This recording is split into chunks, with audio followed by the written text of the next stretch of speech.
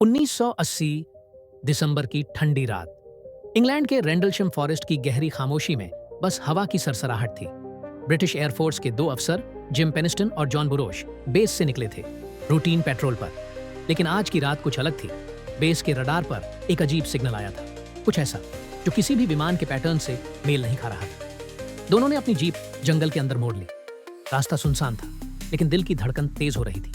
जैसे जैसे वो आगे बढ़े, पेड़ों के बीच अचानक एक चमकती हुई रोशनी नजर आई। ये कोई साधारण रोशनी नहीं थी। सामने एक 3 कोनों वाला चमकदार धातु से बना अजीब सा जहाज खड़ा था। वह धीरे धीरे हवा में तैर रहा था। जिम ने सावधानी से फ्लैशलाइट उठाई, धीरे से बुदबुदाया, यह प्लेन क्रैश नहीं है। वे पास बढ़े और तभी उनके रेडियो और घड़ियां एक साथ बंद हो गई। चारों तरफ एक अजीब सी गूंज और खामोशी फैल गई, जैसे समय रुक गया हो। जिम अब बस कुछ कदम दूर था। उस ऑब्जेक्ट की सतह पर अजीब अजीब सिंबल्स थे, जैसे किसी अनजानी भाषा के अक्षर।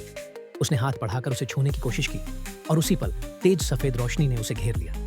अगले ही क्षण अंधेरा। जब जिम को होश आया, वो जमीन पर पड़ा था। यूएफओ गायब हो चुका था। उसके साथ ही जॉन उसे संभाल कर बेस वापस ले आए। अगली सुबह जिम ने कहा, मुझे वो सिंबल याद है, वो जैसे किसी मैसेज का हिस्सा है। उसने उन्हें नोट किया, मानवता का अन्वेषण, कंटिन्यूअस फॉर प्लैनेटरी एडवांस। लेकिन कोई नहीं समझ पाया इसका मतलब क्या है।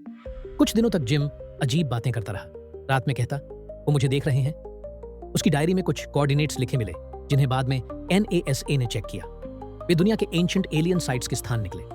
कुछ महीनों बाद जिम एक गुप्त मिशन पर गया और फिर कभी वापस नहीं लौटा। उसकी फाइल आज भी टॉप सीक्रेट अनएक्सप्लेन्ड फेनोमेनन के नाम से बंद है। लोग कहते हैं, अगर आज भी उस जंगल के उसी हिस्से में जाओ तो कभी कभी पेड़ों के बीच वही रोशनी दोबारा नजर आती है, जैसे कोई फिर लौटने की कोशिश कर रहा हो। क्या ये बात